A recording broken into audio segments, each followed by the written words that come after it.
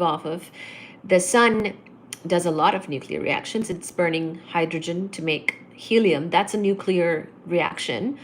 As in, it's a reaction or a process at the nuclear level. The nuclei of hydrogen are taken, which is just protons mostly.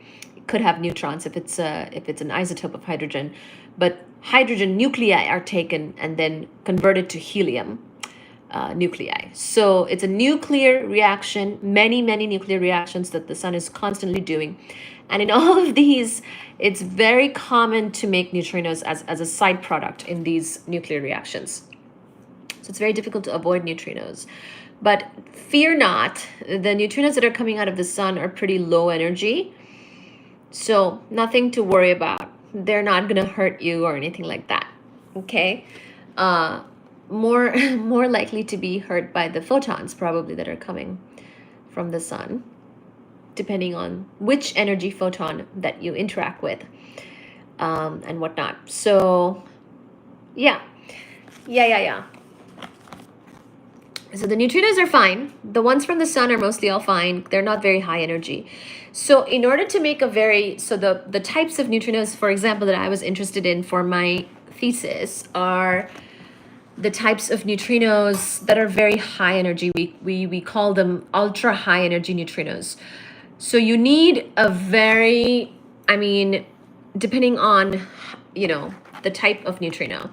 Basically, if it's an astrophysical neutrino versus a cosmogenic neutrino, and there's a couple different processes.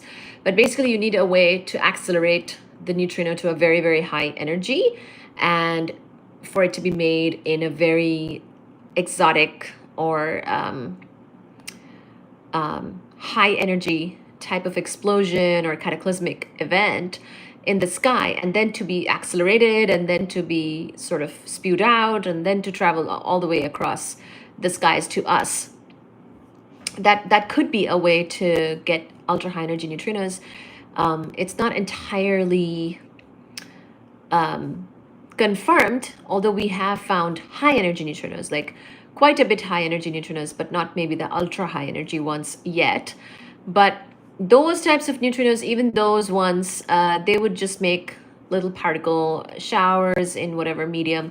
We were looking for those neutrinos in the ice, actually, in the Antarctic ice. They were hypothesized to maybe interact with the material in the ice, with the ice basically, with the dielectric medium of the ice.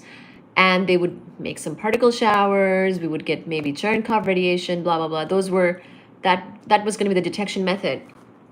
So to get neutrinos, even those very extreme energy neutrinos, to get them to interact enough to then get a detection out of that is very difficult. So nothing to fear. When I said the neutrinos are passing through us, it means that we are transparent to most low energy neutrinos. There is sort of a cross section of interaction of these neutrinos, and in certain energy regimes, it's been shown, it was theorized and then probably shown that depending on the energy of the neutrino, you would get higher and higher cross section. So with the energy, your cross section would go up.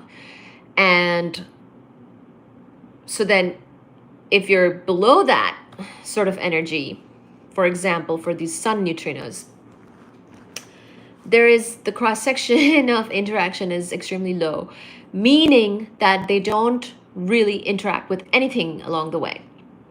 It's kind of like if we could just pass through something as if it didn't exist, So that's what the neutrinos are doing.